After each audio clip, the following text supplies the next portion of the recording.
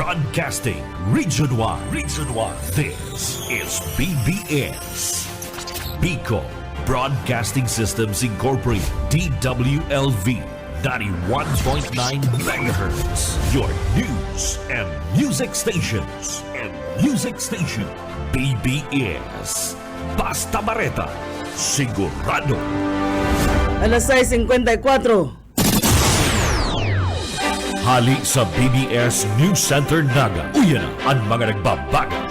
Resco. Mga baretang sigurado. Ini ang BBS Primetime News. Mga tugang uyan headlines kan mga bareta ang unya na aldaw na Biyernes sa Lado Nasyonal. Grupo kan mga parauma nagahadit na malugi. Ninhuli man sa plano kan gobyerno na inaan ang taripa sa imported na bagas. Kawaran nin rota, problema kan mga chopper kan jeep na nagpa-consolidate. Iba pang headlines kan mga bareta, anom na naggamit nin sundang para bagaton ang pagserbi nin warrant of arrest kay Kibuloy, inarestar. Comelec asin Namprel, nagduman sa South Korea para hilingon ang mga makina na gagamiton sa 2025 midterm elections. Sa lalo lokal, Family Planning of the Philippines Camarines Sur Chapter nagkondusir ng Sexual Health Reproductive Medical Mission duman sa Iriga City. NPA asin man soldados nagkaigwanin ng kwentro sa probinsya kan Masbate. Asin sa luwas ka nasyon tulong persona na may koneksyon sa kasulo sa edipisyo duman sa Kuwait na arestar na. At yan ang detalyes.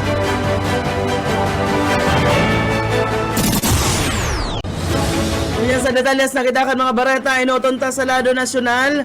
Naghahadit ang grupo kan mga parauma na malugi ninhuli man sa plano kan gobyerno na inaan ang taripa sa imported na bagas. Base sa naging anunsyo ka National Economic and Development Authority, paghali sa presenteng 35%, planong gibuon ining 15% na sana ang taripa para man sa mga bagas na aangkaton gikan sa ibang nasyon. Sa entrevista sa tagapagtaram kan grupong Bantay Bigas, imbes na makatabang urog padaang mapasakit sa buhay kan mga parauma ang planong ini kan na gobyerno. Imbis kaya na sa mga lokal na parauma magbakal, ang mga negosyante asin man traders, mas pipilion na sana kaini na mag-import gikan sa ibang nasyon. Duda kan grupo na makakatabang ang importasyon, tangarig na mapababaan presyo kan bagas digdi sa Pilipinas, asin imbes mas urog pa ining mamahal, ninuli man sa langkaw na presyo sa world market. Pangapunan kan grupo na imbis na maglaom sa importasyon, mas marayda ang pakusugo na sana ang produksyon kan mga lokal na parauma. Makakapagtauman nin kabuhayan sa mga Pinoy, mapalangkaw pa nin supply kan bagas, asin siguradong mas mapapabarato ang presyo kan mga barakalon igdi sa nasyon. Mientras tanto sa mga barata kita sa lado lokal, puser dakop sa laog kan BJMP. Detalyes, Boyat Paderes. Dagos na ang paggurang kansarong 26 anyos na lalaking nakakulong diyan sa Naga City District Jail pagkatapos na iniserbahan ng warrant of arrest. Nahuli sa gabat kan kaso mayong piyansang ipinagrekomenda ang korte. Sa record nagsasabi na alas 3 ng pagkapon kan dumanang kan warrant officer ang suspect na si Ruel na nakakulong sinambit ng prisuhan dagos ng sinitsitan kan jail guard asin ipinabasa igdi ang warrant of arrest para sa kasong rape. Ang warrant permado ni Judge Janet Gamindi San Joaquin, ang presiding judge kan RTC Branch 25th Judicial Region sa Siyudad kan Naga asin may pitsang June 13, 2024. Nobel ang sinabit ng kaso. Dahil man sinabi kung ano ang nainot kaning kaso kung kaya ini nasa laog kan karsel. Para sa BBS News, Boyet Paderes. BBS Basta Bareta. Sigurado. Ang masunod na detalyes kan mga bareta atod sa Indo kan lokal na gobyerno kan Kamaligan sa paagi ni Mayor Jano Ebardalosa. Dakol na mga nagpa-consolidate alagad mayo man na itinao sa Indanin Rota. Inang tinawan doon ni National Confederation of Tricycle and Transport Operators and Drivers Associations of the Philippines ang National President Ariel Lim sa naging entrevista sa iya katakudman sa PUV Modernization Program. Subot sa apera sa day pa nag-aabot ang mga modern units saro man ini sa mga problema na inaatubang unyan kan mga tsuper, man operators na nagsunod sa programa ka na gobyerno. Sinabi kay ni nasaro sa naging problema digdi yung mas nainot ang consolidation kaysa sa pag-aadal sa mga rota na itatao sa mga tsuper na mapakonsolidate. Dinagdag pa kay ni na mas magabat pa digdi igwang mga nagpa-consolidate na dati nang may rota, alagad imbes na itao ini liwat sa sainda, ipiglag ini kan LTFRB para sa ibang mga driver, asin man operator. Sinabi kay ni na mayo man ng anuman nagiging pagsimbagan gobyerno, katakod sa isyong ini, imbes da pigaagi pa man ini sa pagurulay, asin puro sa nadaa promesa. Tinawan doon pa kay ni nanhuli sa mantinidong mayo pang dakol na nakikrear na local public transport na plano, mga rota. Pwede ang dakulang problema ini para sa mga nakapagpa-consolidate na mga tsuper kan jeepney sa ibang lugar. Katakod kayo na naglalauman silim na mapautob ang LTFRB nin mga lakdang na matutok sa pagkrear nin solusyon sa isyong ini para man sa ikararahay kan mga namamanwaan na Pinoy. Yan tanto sa mga bareta pakita sa lado lokal. Vice Mayor Tendero, piglinaw na nasa line-up manggiraray siya kan Timuan Kamsur. Detalles, Mike Gravito. Hayag ni Vice Alcalde Jer Tendero kan badwaan ni Libanan Camarines Sur na matapos na siya natanyugon kan man iba-ibang mga intriga diyan sa banwaan kan Libanan sa laog ni nagkapirang bulan. Sinabi kan opisyal na siya ngunyan ang panagos na sa linyada kan Team 1 Libmanan. Aram ko po may linyado na po kami diyo and ako po nasa Team 1 Kamsur. Kaya lang po sabi ko di po kita pili manginutan sa padangat akong Congressman Elray, Governor Luigi, siyempre po kay Mayor Jess. Kung ano man po ang kaluluwasan kang Ruday, ang importante po nasa partido po si Vice Mayor Tendero. Ano man po ang kandidatuhan ko po, ang importante po ang pagtabang ko kay Mayor Jess Camara, kay Congressman. Nahiling man po ninda kung ano po ang progreso. Sabi nga nito kayong mga taga-kustal na mamati may serbisyo ni Camara kasi ni Tendero. Parte kan nagi magapahayag kan Vice Alcalde kan banwaan kan Libanan kanina makaulay kan BBS Patrol. Para sa serbisyo publiko si Mike Gravito, Basta Bareta, sigurado. BBS Basta Bareta, sigurado.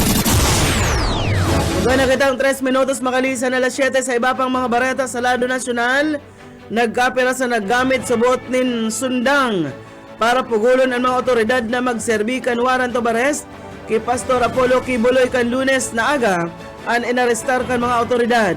Segun sa Police Regional Office 11, sa kasagsagan kan pagserbi kan warrant of arrest kan mga pulis kontra kay Kibuloy duman sa Glory Mountain sa barangay Tamayong, Kalinan, Davao City, pigbagat ang mga otoridad kan mga taga-suporta kan pastor kaya inarestar an anum sa mga ini. Sugod man subot kan mga nadakop na lalaki ang mga pulis gamit ang saindang mga tabak.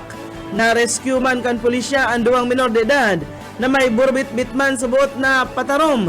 Na-kumpiskar kan pulis ang 17 sundang sarong improvised marble gun o kaya Holland gun. Pigpalibre naman kan mga sospek alagad. Ipig-aandam na kan pulisya ang kasong pagbalgar sa Presidential Decree 1829 o an obstruction of justice asin man Batas Pambansa 6 sa pagbitbit nin mga patarom. Kaya nastand sa iba pang mga barata sa lado lokal. OFW na nag-abuso nin minor de edad, arestado duman sa Nabwa. Detalles, Oka Esmenda. Kulungan na napagsaka ka na sarong OFW kan iniarestaron ka na PMP ninguli naman sa reklamong pang-abuso ning minor de edad. Mga pandang alas 5 nin pagkahapon kan iniarestaron sa La Opinion Napua Camarines Sur ang Napua PMP. Pinag-arestaraan akusadong pinagtanan lang na pangaran na Jonathan, 36 sa anyo sarong OFW, residente kan Barangay La Opinion Napua Camarines Sur. Ana sambitan ng OFW an igwanin mandambiyan to the resto sa kasong acts of lasciviousness asin pagbalgar kan Republic Act 7610 o child abuse. Ana mandambiyan to the resto pinagpalwas sa sala ni Judge Rima P. Orbon Ortiga, ang presiding judge, kan ati si Branch 7 Family Court na nakabase dyan sa San Nicolas, Iriga City. June 13, 2024, pinagpaluwasan mandambiyan to the resto sa nasampitan ng akusado na kung saan inian na nakadetenir niyan sa Nabwa PNP. Dagdag na bareta sa lado lokalos karismenda. Basta bareta, sigurado. BDS Basta Bareta, sigurado.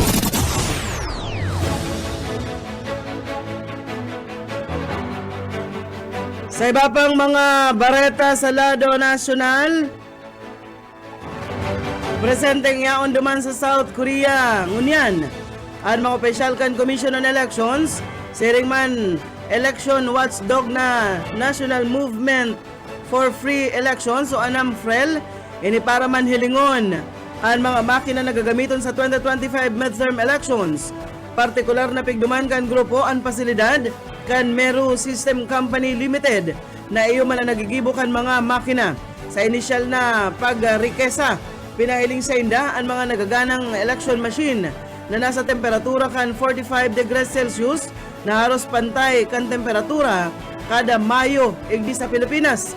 Nahiling manindaan magiging repair kan mga makina in kaso magkaigwanin dai piglalauman na aberiya sa aldaw kan pirilian. Ang Mero System Company Limited iyo inian nakakua nin kontrata para man sa pagsupply ni nasa 110,000 na mga election machine.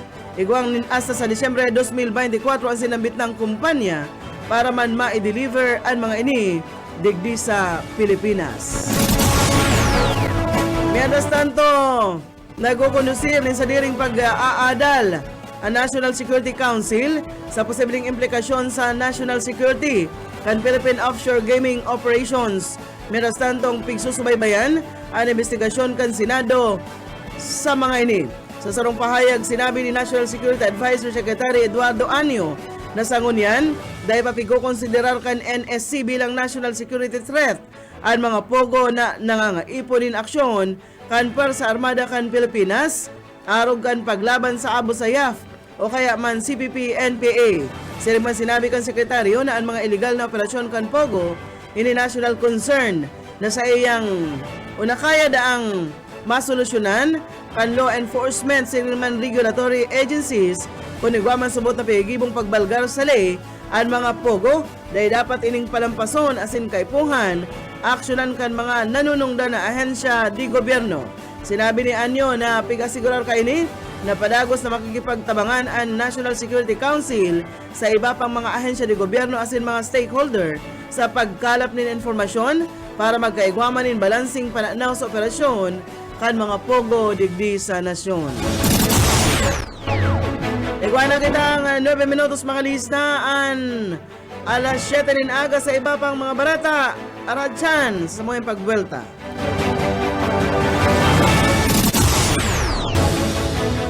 Bueltahan mga bareta sa lado nasyonal.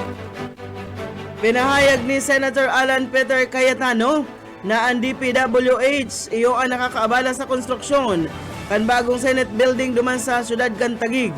Pinahayag ni Cayetano na nagsurat na siya kay Senate President Francis Escudero asinaon ang bita na puon pa sa nakan proyekto nagkaigwanan ng mga pagbabago sa naaprobahan na plano. Ang DPWH kaya iyo ang project manager kan ginigibong edipisyo kan Senado. Ipignalas ni Cayetano na pigtugutan ang mga pagbabago na pagpatugdok iyo ang sarong design and build na proyekto. Pinaliwanag niya na nangangahulugan na dahil nagibo kan DPWH sa magsunod sa terms of reference kan sinabit ng proyekto. Pero padigdi na notaran man kan Senate Coordination Committee na may mga pigbakal na ang DPWH na dahil pakaipuhan sa sinambit ng proyekto. Naraman man na nagbaarod ang paggibo ninhuli man sa kawaran ng koordinasyon sa laog mismo kan DPWH dapit man sa mga dokumento kaya naghagad subuot nin palugit ang kontraktor. Mientras tanto ninuli sa pigkokonsiderar na subot na flight risk. Ipiglaag sa house arrest kan korte sa Dile, Timor-Leste si dating Negros Oriental Representative Arnolfo Teves Jr. Mientras tantong pigdadangog ang sa iyang extradition case. Maski nganit naka-house arrest, sinabi ni Vasquez na pigalian nin o kan korte nin pagiging libre si Teves as in bantay sarado kan mga pulis. Base sa informasyon na pinaluwas kan Timor-Leste Media Agency na nag-abot sa saindang nasyon si Teves lunad kan pribadong eroplano kan Abril 2023. Nakaistar subot ang pinatalsik na kongresista sa sarong-harong na may bulanan na arkila na 10,000 dolyares. Sobra ini sa kabangang milyon pesos. Kaibaan sa iyang agum asin mga kaakian. Igwa man subot na 20 tauhan si Teves na kinababalihan kan 10 Pinoy asin man 10 mga Temoris. Kinumpirmar ni Attorney Ferdinand Topacio, abogado ni Teves, ang house arrest sa iyang kliyente alagad pigpaimutikan niya na dahil ini sa pagiging flight risk kan dating kongresista. Sigon sa Department of Justice, nagapadagos ang pagdangog para sa extradition ni Teves para mandagos na ining makauli digdi sa nasyon asin mapanimbag kan mga inaatubang na kaso. Si Teves pinatalsik sa Kamara kan Agosto 2023 ninuli sa padagos na naipag-atindir o pag-aparisir sa iyang mga obligasyon matapos ang aligasyon sa iya na iyo ang naging hutok sa pagadan kidating Negros Oriental Governor Roel Degamo na ikinagadan man kan 5 iba pa kan Marso 2023. Miyalas na sa iba pang mga bareta pigtanggal sa serbisyo. Ang lampas 500 sa mga pulis duman sa Metro Manila mantang 800 man ang pigpadusahan kun kan Hulyo kanakaaging taon sa taho kan mas pinakusog pang internal cleansing kontra sa mga pasaway na pulis. Sigon ki National Capital Region Police Office Director Major General Jose Melencio Nartates Jr. ang mga pigpadusahan na kapulisan pigpatawan ini nin administrative charges mantang pighaklasman gikan sa police service ang mga naaatubang sa serious offenses. Sa ngunyan, pigmando na kan NCRPO Director na rikasan ang pag-review sa lampas na 4,000 nin dokumento na may koneksyon may pag-aaram sa administrative charges kan iba pang kapulisan. Target man na marisolberan, gabos man na naunambita na kaso sa laog nin 2 hasta sa 3 bulan. Pigibo kan NCRPO ang pataratara sa tahaw man kan pagkakaembwelto kan pirang pulis na manlaylain ng mga ilegal na aktibidad kung sain ang pinakahuri ang sarong Lieutenant Colonel na pig-aristar huli man sa karnaping katakod kan sarong pigrentahan na bihikulo na pigpabakal duman sa syudad kan Parañaque. 16 minutos na makalis ang alas 7 na napagkaaga sa iba pang mga bareta sa lado nasyonal. Pagkumpirmar ka National Disaster Risk Reduction and Management Council na nagpakol na sa haros 105 milyon pesos na kantidad ang naging danyo sa sektor kan agrikultura huli man sa pag-urag-urag kan Bulkan Kanlaon. Sigon sa ahensya, ang sinabit ng kantidad kabaing man ini kan 3,947 tonelada kan produksyon kaini. Pigkakalkulo na maabot man sa kabilugan na 842 hektaryas ng daga na pig-uuma ang nadanyaran gikan sa Region 6 siring man sa 7 bagsak man ang kabuhayan kanasal sobrang o kulang-kulang 2,000 na mga parauma asin parasira sa lugar kung sain pinakadakulan na apektado gikan sa Region 7 na nagpakol sa 1,571 ng mga parauma asin man mga parasira. Lampas rinibo man ang apektadong pamilya asin individual sa presenteng nagtitinir sa mga evacuation centers na piglaag kan mga otoridad. Sigon sa gobyerno, nagpakol na sa 11.3 milyon pesos ang kantidad din tabang na naipanauna ninda sa mga apektadong residente. Sa iba pang mga bareta, Aratsan sa samuyang pagbelta.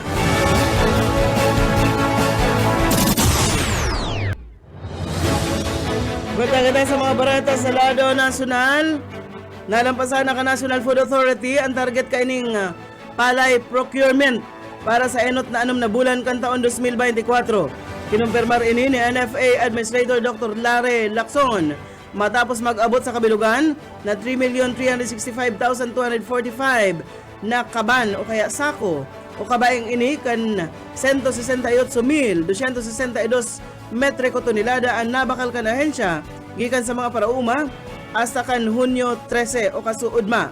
Kabaing ini ka nasa 2.6% kan palay procurement target na 3.3 million na sako nin paroy.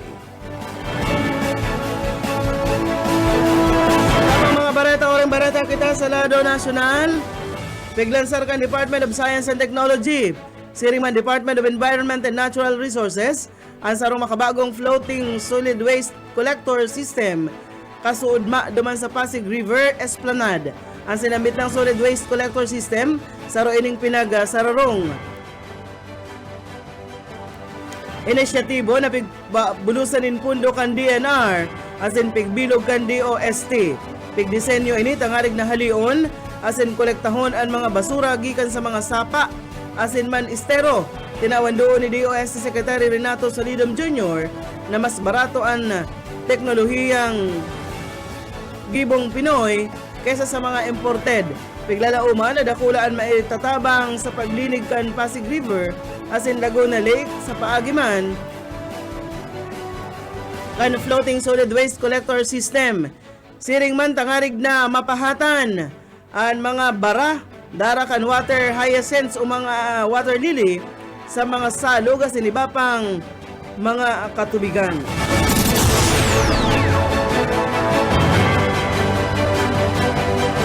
Bareta na kita mo niyan sa lado lokal.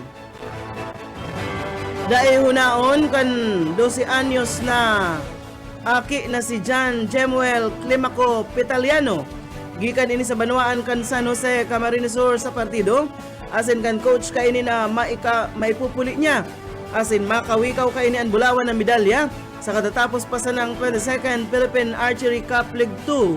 Asin 2024 Grassroots Archery Development Program League 2. Iniman 13 recurve boys category na pigibo duman sa Sorsogon City matapos na matripan sa nadaa kan sinambit ng aki na magbali sa kompetisyon asin ini mayo man daang tultol na trainee. Sa iba pang mga bareta sa lado lokal, nagulusiran na Family Planning Organizations of the Philippines Camarines Sur Chapter ng Sexual Health Reproductive Medical Mission sa Barangay San Pedro duman sa syudad kan Iriga. Sa entrevista ki Giselle Regalado, FPOP Camarines Sur Chapter Volunteer, pigsabi kay ni nasarong non-stock non-profit organization ang sa indang organisasyon kung sa indang obeto magtaonin mga serbisyo manungod sa mga diretsyong sexual asin man reproduktibo. Dugang paniregalado na sa bilog na Pilipinas, igwasindan in dosing aktibong chapter asin 18 community chapter clinics. Sa enterong Bicol Region, igwasindan in tulong chapter kung saan ang mga ini yaon sa Camarines Sur, Masbate asin sa Sorsogon. Igdi sa Camarines Sur, igwanin duwang chapter community healthcare clinic kung saan ang saro ka ini nakabase dyan sa Barlin Street, igdi sa Naga. Mantang ang saro yaon man sa Pili sa May Kadlan.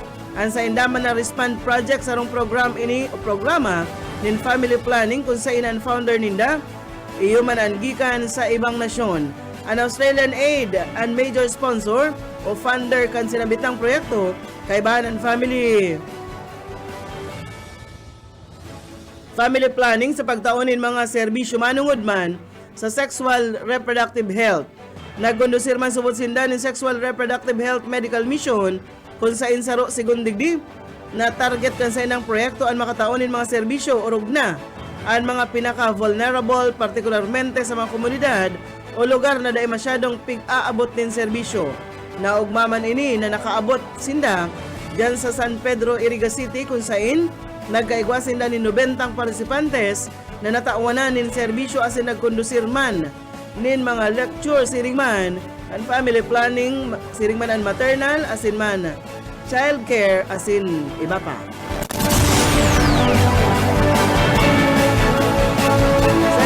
barata sa lado lokal, nagkaigwanan enkwentro ang Alpha Company kan 2nd Infantry Battalion na kontra sa 12 miyembro kan New People's Army sa Barangay Tubog, PU5 Corpus, Masbate kaso udmang aga, Hunyo 13. Nagdurar nin 20 minutos ang naging barakbakan kan duwang grupo antes na nag-atras sa laban ang NPA. Saro sa na-record na gadan sa NPA na residente kan Barangay Gindawahan kan sinabit ng probinsya. Na-recover kan mga otoridad ang mga armas kan New People's Army. Sigun sa report, ang sinabit ng NPA pinamamayuhan subuot ni Bobby Cañete na mas midbid bilang denden o bugas kan Komiteng Larangang Guerrilla South SRC4, sabi pa sa informasyon. Sarong paparata sa lado lokal, gadan ang sarong lalaki matapos makuryente sa Banwaan, Cantigaon, Camarines Sur.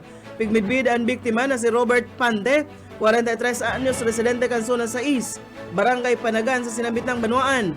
Sa informasyon na pinaluhaskan Camarines Sur Police Provincial Office na pag-araman na nanupara na sana na mayo na nilbuhay ang lawas kan biktima sa likodan na parte kan sa indang harong na iyuman ang mismong o kan sa iyang mismong live-in partner na pigmidbid na si Rio Basquinia, 34 anyos, residente man kan sinabit ng lugar. Sa inisyal na investigasyon kan mga otoridad na pag-araman na antes ang aksidente o insidente hihirahay kan biktima ang electrical wirings kan sa indang harong as in aksidente subuot na nakaputan ka ini ang live wire. Rason tangarig na makuryente ni asin naging rason man kantulos na pagkagadan ka ini. Sa kunya nagapadagos pa ng investigasyon kan mga otoridad dapit man sa sinambit ng insidente. Barata na kita sa Luwaskan, Pilipinas. May naarestar na ang mga otoridad sa Kuwait sa nangyaring pagkasulo kansarong edipisyo na kinagadan kan 49 gayong persona. Sigon sa Kuwaiti Foreign Minister Abdullah Al-Yaya, na igwang tulong persona na ang nakakulong ninhuli man sa suspected manslaughter. Magigaramduman na nasuloan anom na iskalon kan edipisyo kung sain kadaklan sa mga nagadan India Nationals asin igwama na tulong Pilipino. Dakol na mga nalugadan sa insidente na presenteng nagpaparahay na sa sinambit ng hospital. Padagos na piga-aram pa kan mga otoridad ang pinakamotibo kan mga sospek sa sinambit ng insidente. Yan lang ang tinripo na bareta sa BBS News Center. Nakaibahan ta sa magpaabot ng bareta sa lado lokal. Boyat Paderes, Mike Grabito, siring man si Oka Esmenda. Sa lado technical, Stephen Pavis, esen man si Ariel Camarote. Ako po si Daryl Banyas, basta bareta, segurado. BBS Basta Bareta, sigurado.